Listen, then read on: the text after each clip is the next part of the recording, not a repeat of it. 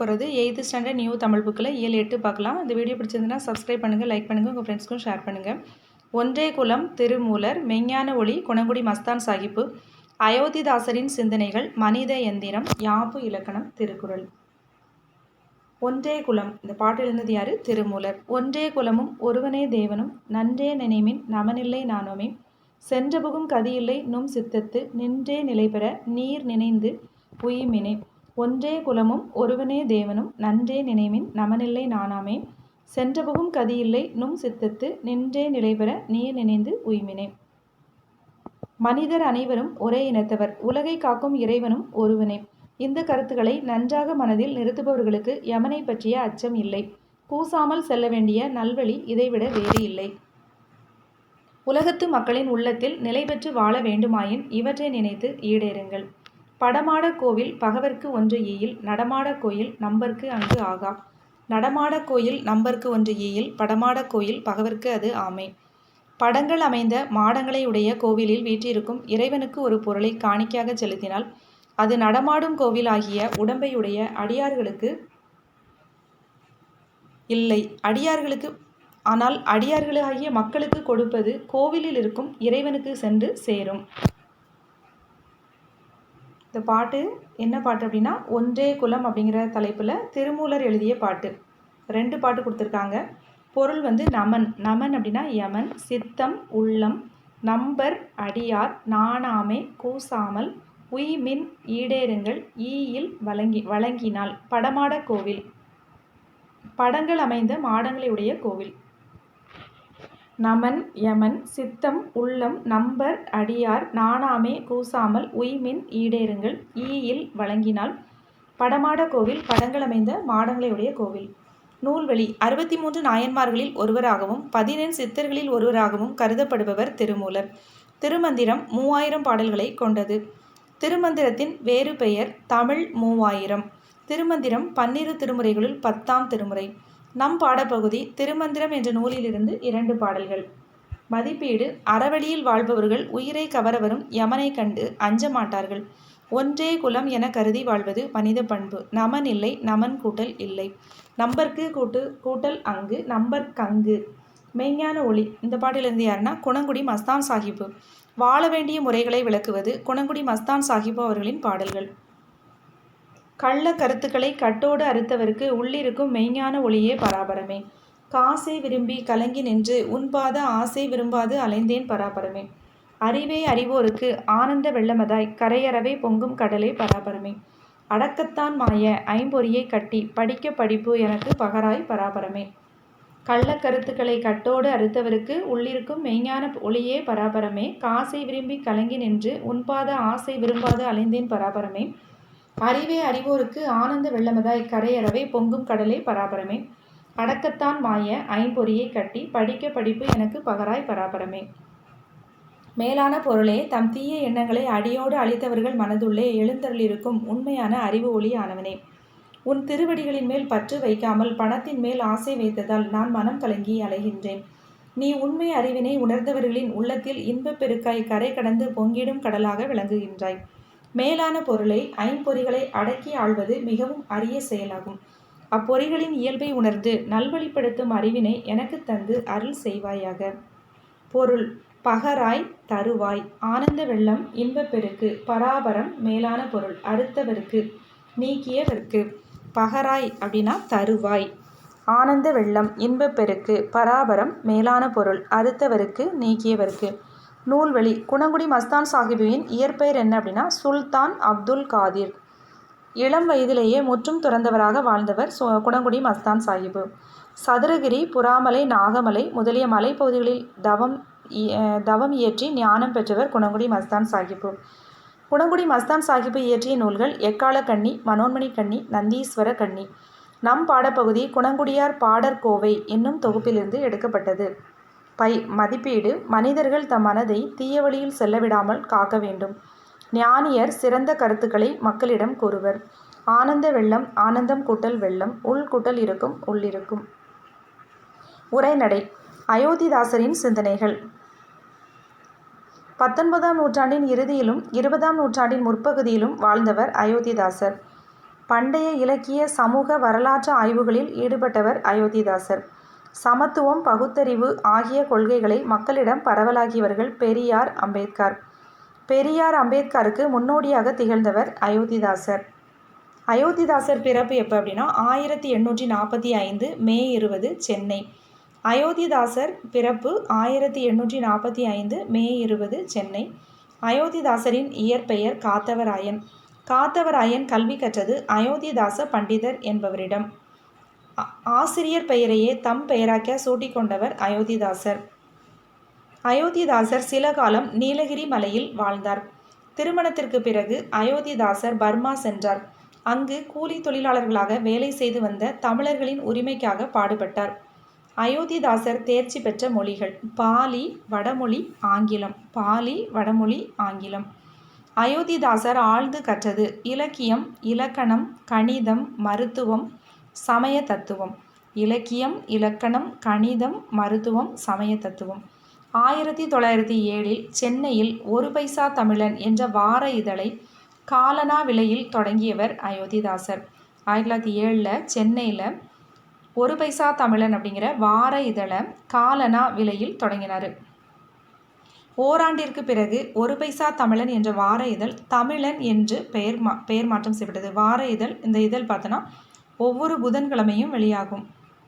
ஓராண்டுக்கு பிறகு அந்த ஒரு பைசா தமிழன்கிறது தமிழன் அப்படின்னு பெயர் மாற்றம் செய்யப்பட்டது. தமது நூல்கள் மூலம் சீர்திருத்த கருத்துக்களை வெளியிட்டவர் அயோத்திதாசர்.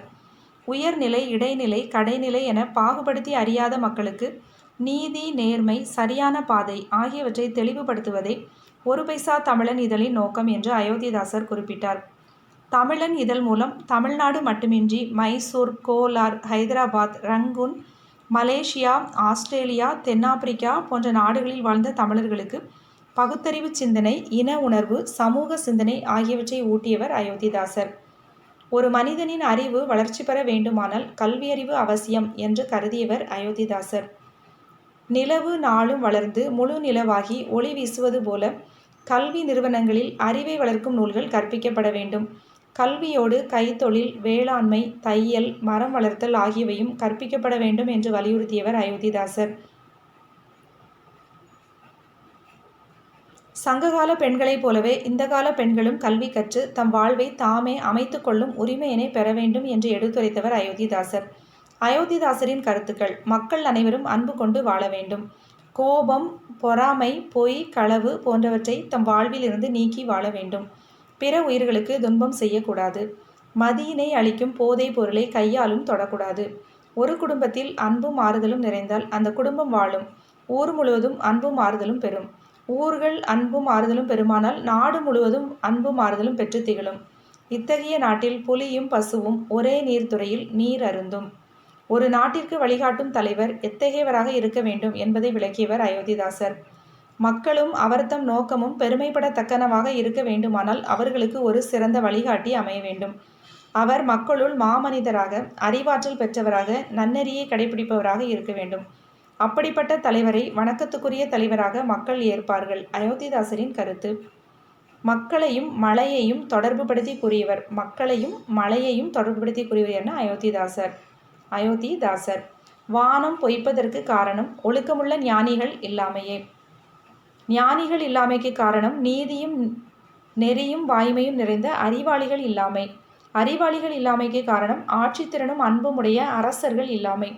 அத்தகைய அரசர்கள் இல்லாமைக்கு காரணம் கல்வி, அறிவு, அருள், ஒழுக்கம், ஒற்றுமை ஆகியன உடைய குடிகள் இல்லாமையே என்று கூறுவதன் மூலம் நல்ல குடிமக்கள் இல்லாத நாட்டிற்கு இயற்கை கூட உதவாது என்று அயோத்திதாசர் கூறுகின்றார். நல்ல குடிமக்கள் இல்லாத நாட்டுக்கு இயற்கை கூட உதவாது என்று கூறியவர் யார் அப்படின்னா அயோத்திதாசர். இந்து, பௌத்தர், கிறிஸ்தவர், இஸ்லாமியர், ஆங்கிலோ இந்தியர்கள், ஐரோப்பியர்கள் என அனைவருக்கும் வாய்ப்பளிக்க வேண்டும் என்று தொடர்ந்து வலியுறுத்தி வந்தவர் அயோத்திதாசர். ஒடுக்கப்பட்டோர் உரிமைகளை பாதுகாக்க 1892 திராவிட மகாஜன சங்கம் என்ற அமைப்பை தோற்றுவித்தவர் அயோத்திதாசர்.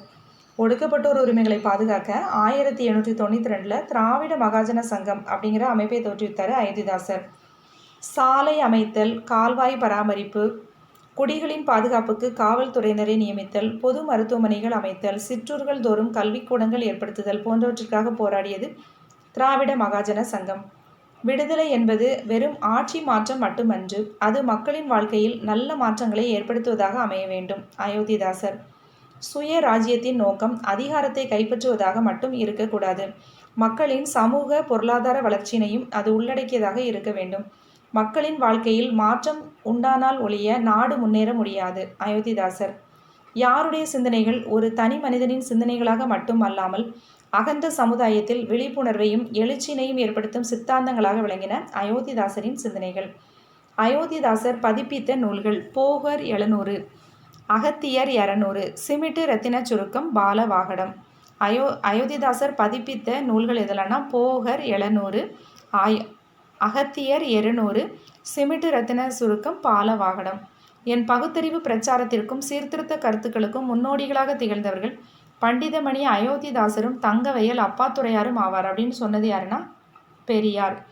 என் பகுத்தறிவு பிரச்சாரத்திற்கு சீர்திருத்த கருத்துக்களுக்கும் முன்னோடிகளாக திகழ்ந்தவர்கள் பண்டிதமணி அயோத்திதாசரும் தங்கவயல் அப்பாத்துரையாரும் ஆவார் அப்படின்னு சொன்னது பெரியார். அயோத்திதாசர் எழுதிய நூல்கள்: புத்தரது ஆதிவேதம், புத்தர் சரித்திரப்பா, இந்திரதேச சரித்திரம், விவாக விளக்கம். அயோத்திதாசர் புத்தரது ஆதிவேதத்தில் புத்தர் சரித்திரத்தையும் இந்திரதேச சரித்திரத்தில் விவாக விளக்கத்தையும் பற்றி தெரிந்து கொண்டார். அயோத்திதாசர் எழுதிய நூல்கள் எது? புத்தரது ஆதிவேதம், புத்தர் சரித்திரப்பா, இந்திரதேச சரித்திரம், விவாக விளக்கம். இந்திரதேச சரித்திரம், விவாக விளக்கம். அயோத்திதாசர் புத்தரது ஆதிவேதத்தில் புத்தர் சரித்திரத்தையும் இந்திரதேச சரித்திரத்தில் விவாக விளக்கத்தையும் பற்றி தெரிந்து கொண்டார். திருவள்ளுவர், ஔவையார் ஆகியோரின் படைப்புகளுக்கு பௌத்த கோட்பாடுகளின் அடிப்படையில் புதிய விளக்கங்களை எழுதியவர் அயோத்திதாசர். திருவள்ளுவர், ஔவையார் ஆகியோரின் படைப்புகளுக்கு பௌத்த கோட்பாடுகளின் அடிப்படையில் புதிய விளக்கங்களை எழுதியவர் அயோத்திதாசர். சென்னை தாம்பரத்தில் உள்ள சித்த மருத்துவ ஆராய்ச்சி மையத்துடன் இணைந்த மருத்துவமனைக்கு அயோத்திதாச பண்டிதர் மருத்துவமனை என்று பெயரிடப்பட்டுள்ளது. மதிப்பீடு: அயோத்திதாசர் தென்னிந்திய சமூக சீர்திருத்தங்களின் தந்தை என்று போற்றப்படுகின்றார். தென்னிந்திய சமூக சீர்திருத்தங்களின் தந்தையார் அயோத்திதாசர். அயோத்திதாசர் நடத்தியதில் ஒரு பைசா தமிழன். கல்வியோடு கைத்தொழிலும் கற்க வேண்டும் என்பது அயோத்திதாசரின் கருத்து. மனித எந்திரம்: அக்காலத்தில் வழக்கத்தில் இருந்த அளவை பெயர்கள் மாகாணி, வீசம். அக்காலத்தில் வழக்கத்தில் இருந்த நாணய பெயர்கள் அணா, சல்லி, துட்டு. 16 அணாக்களை கொண்டது. 16 அணா சேர்ந்தது தான் 1 ரூபாய். அரை அணா அப்படின்னா 16ல் 8ல் 1 பங்கு. 8ல் 1 பங்கு தான், அதான் 8 அணா. கால் ரூபாய் அப்படின்னா 4 அணா, 4 அணா, 4 அணா, 4ல் 1 பங்கு, 4 அணா. அரை அணா அப்படிங்கிறது 8 அணா, 8ல் 1 பங்கு. 16 அணாக்கள் சேர்ந்தது வந்து 1 ரூபாய். நூல்வழி: சிறுகதை மன்னன் புதுமை பித்தனின் இயற்பெயர் சோ. விருத்தாச்சலம். சிறுகதைகளில் புது புது உத்திகளை கையாண்டவர் புதுமை பித்தன். புதுமை பித்தனின் சிறுகதைகளில் புகழ்பெற்றது கடவுளும் கந்தசாமி பிள்ளையும், சாப விமோசனம், பொன்னகரம், ஒரு நாள் கழிந்தது. புதுமை பித்தனுடைய இயற்பெயர் வந்து சோ. விருத்தாச்சலம். அவருடைய சிறுகதைகளில் புகழ்பெற்றது கடவுளும் கந்தசாமி பிள்ளையும், சாப விமோசனம், பொன்னகரம், ஒரு நாள் கழிந்தது. நம் பாடப்பகுதி மணிக்கொடி இதழில் வெளியான புதுமை பித்தனின் சிறுகதை. குற்றம் கண்ட இடத்து நேரில் சென்று ஆராய்ந்து நெறிமுறை தவறாது நீதி வழங்குதல் வேண்டும். இவ்வாறு விளங்கும் தலைவனை மக்கள் துன்பம் போக்கும் இறை என்றும் இருளை அகற்றும் ஒளி என்றும் கொண்டாடுவர் அயோத்திதாசர். திருக்குறள்: ஆண்மையின் கூர்மை பகைவருக்கு உதவுதல். வறுமை வந்த காலத்தில் ஊக்கம் குறையாமல் வாழ வேண்டும். பெருஞ்செல்வம் பெருமை கூட்டல் செல்வம், ஊராண்மை ஊர் கூட்டல் ஆண்மை. திரிந்து கூட்டல் அற்று திரிந்தற்று. பொறுத்துக இன்பம் தருவது பண்புடையவர் நட்பு. நட்பு எனப்படுவது சிரித்து பேசி மகிழ மட்டுமன்று. பெருமையை அளிப்பது குன்றிமணி அளவு தவறு. பணிவு கொள்ளும் காலம் செல்வம் மிகுந்த காலம். பயனின்றி அழிவது நற்பண்பில்லாதவன் பெற்ற பெருஞ்செல்வம்.